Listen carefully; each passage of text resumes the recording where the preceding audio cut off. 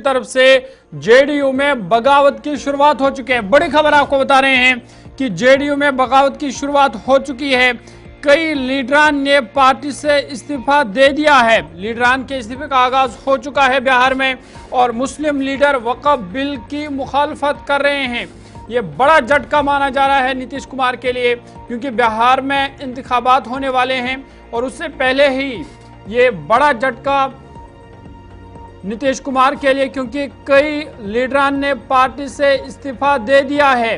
वक्फ तरमीमी bill पर यह बगावत शुरू हो गई है और जो जेडीयू के मुस्लिम लीडरान हैं उन्होंने कहा है कि वो इस बिल के खिलाफ है और इसी बिना पर उन्होंने पार्टी छोड़ने का ऐलान किया है। लोकसभा में वक्फ तरमीमी बिल 2024 मंजूर होने के बाद जेडीयू के अंदर अफरा तफरी का माहौल है। जेडीयू के मुस्लिम लीडरों ने यह कहकर सियासी तूफान खड़ा कर दिया कि जल्द ही हतमी फैसला किया जाएगा। ये जेडीयू के जो लीडरान हैं, खासकर मुस्लिम लीडरान हैं, उनकी तरफ से साफ कर दिया गया है कि वो इस पर जल्द ही फैसला करेंगे। साथ ही साथ खबर यह भी आ रही है कि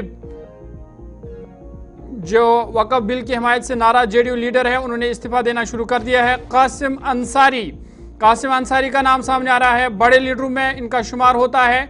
उन्होंने पार्टी से इस्तीफा दे दिया है और इंतखाबात से पहले ये बड़ा झटका नीतीश कुमार के लिए माना जा रहा है। पार्टी के मुस्लिम लीडरों में एमएलसी गुलाम गूस, एमएलसी खालिद अनवर, साबिक एमपी और कौमी जनरल सेक्रेटरी गुलाम रसूल बलियावी, अक़लियती महाज के सदर सलीम परवाज, साबिक एमपी इशफाक अहमद इस बिल की लगातार मुखालफत कर रहे हैं। ऐसे में सबकी नज़र फिलहाल अब उनके मौक़िफ़ पर जमी और उनके हतमी फैसले पर जमी हुई है, क्योंकि मुस्लिम लीडरों ने कहा कि वो इस वाली से पहले मीटिंग करेंगे और उसके बाद अपना हतमी फैसला सुनाएंगे। बिहार, उड़ीसा, झारखंड से ताल्लुक़ रखने वाले अमारत शरिया के हामियों को जल्द ही पटना में मीटिंग बुलाने की तैयारियां चल रही है। जेडीयू के मुस्लिम लीडरों ने वाज़ा किया कि वो मीटिंग के बाद ही हतमी फैसला लेंगे, लेकिन जो डॉक्टर कासिम अंसारी, उनका नाम सामने आ रहा है कि उन्होंने बाज़ाब्ता तौर पर पार्टी से इस्तीफा दे दिया है और इस्तीफानामा उन्होंने नीतीश कुमार को सौंप दिया है। और फिलहाल खबर ये भी है कि इस हवाले से मुस्लिम लीडरान मीटिंग करेंगे। मीटिंग के बाद वो हतमी फैसला करेंगे कि वो उनका आगे लाही अमल क्या होगा।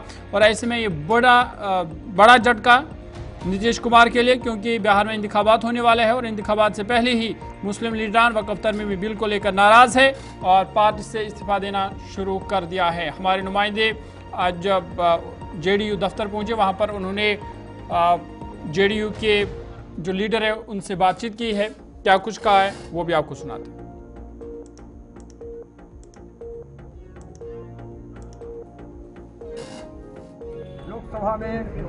लोकसभा में वक्फ बोर्ड के बिल पास की गई और आज राज्यसभा में उस पर चर्चा किया गया, जिसको लेकर विभिन्न राजनीतिक दलों में रोष पैदा हो गई है। आपको बताते हैं कि विपक्ष दल एनडीए सरकार पर कटाक्ष करते हुए नजर आ रहे हैं और वहीं एनडीए सरकार काफ़ी खुश है।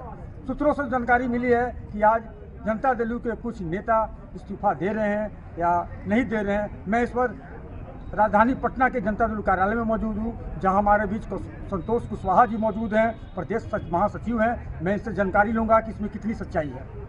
देखिए, इस तरह का कोई बात नहीं है। जनता दल का एनडीए पूरा एकजुट है और कोई कार्यकर्ता में कोई रोष नहीं है, ना कोई नेता में रोष है।